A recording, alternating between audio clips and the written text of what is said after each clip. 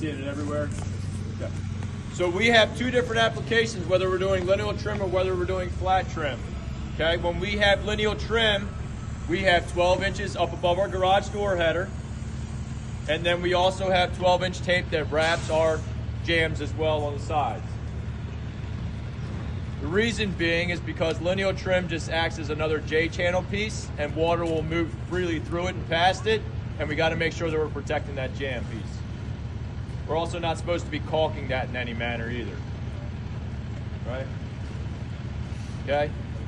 When we have something like this, when we have flat trim, we're just doing the head. And we are doing a 12-inch piece that should run on top of this sheathing down here, and we should leave it, if we read it in green, fill. Oh, it's not on this slide right here. It has it on the detail. If we take a look at the detail, where it says in green, apply 12-inch PWST, you'll see that bold line that's there. That represents that silver tape. That should go 1 inch beyond our sheathing and should come down and should meet right at the front of this 5/4 board right here. Okay, it has to extend past it. Reason for that is because if any water does get back behind this trim piece at all, we want to give it an escape route out to come out. What's our siding vendor going to install above this 5/4 piece? Drip cap, right? Z-flashing. Do they have to score this house wrap in order to install it? Yes. Yeah, because anytime we install flashing, it needs to be directly to that sheathing. Okay? So it's hard for me to see. I'm not sure if they have that 12-inch piece on here or not. I know that we do have it installed over there. And I know that we did wrap the legs over there as well. There are some regions, some areas that are saying regardless of whether it's lineal trim or it's flat trim, we're going to wrap both the legs and the heads just to avoid any kind of confusion on that. I'm not sure what your program is or what you're doing, but that's not hurting anything by wrapping the legs. Perfectly fine. Right? But that material isn't quantified, so you might be running short. That's your expectation. So you have 12-inch tape, and you have your Z-flashing and your 3-inch tape on this application for every single head feature. Why is this detail so important? What's the biggest opening that we have in our envelope? Our garage door. How do we span to create that opening? What do we use to span and structurally span that opening? Headers. Use large LVL 2x12, big headers that go over top of that to span that. When this fails and when this isn't applied, those headers can rot out. That is not an easy fix.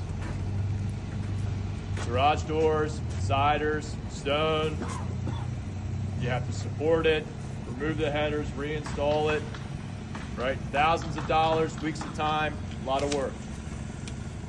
All right? I continuously, and a lot of warranty guys that I speak with deal with this on a almost couple monthly basis. They do about 6 of them a year, they say. 5F1, our kick ASD, supplied by NVR Building Products. And you should see these come out in 2 foot by 2 foot sections in your goodie box. We're not getting it. You're not receiving it at all?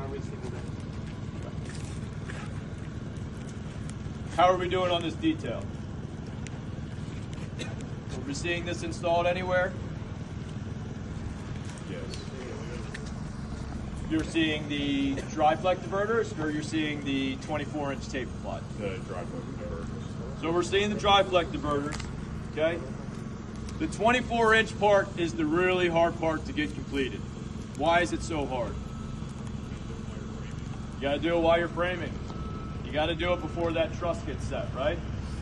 Otherwise, when we try to retrofit that, we're just gonna be cutting around it and try to stick that thing in there.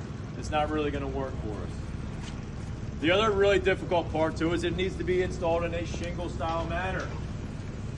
Meaning that top piece has to be adhered and behind that truss and that fascia board, but that bottom has to be left loose so that when you go to wrap that house wrap, that first row of house wrap has to be able to come underneath of it so that we can install that shingle style.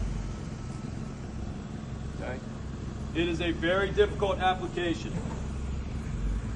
If we do not get this right, it's not a matter of when, it's just, or not a matter if, it's just when it will fail and the water will eventually get back there and how bad it will be. When we have, this is for any time when you have a sloped surface, that roof line beating onto a vertical wall. So our attached product guys, when we have jogs, right? We have dry flex diverters. If we have a dry flex diverter, we have to have this installed. Specifically on those, we have even a more difficult issue because that exterior sheathing has to go over top that party wall, right? So now we're talking about bringing in that variable into place. This takes planning, it takes commitment, and it takes us reviewing and holding the vendors accountable for it to get it installed correctly. It can be done. It's difficult. I'm seeing it in Delaware, in Maryland, and some parts of PA being completed right now just about 100% of the time. Whereas 3 years ago, it was close to zero. Okay, so it can be completed if we focus on it and we have those discussions.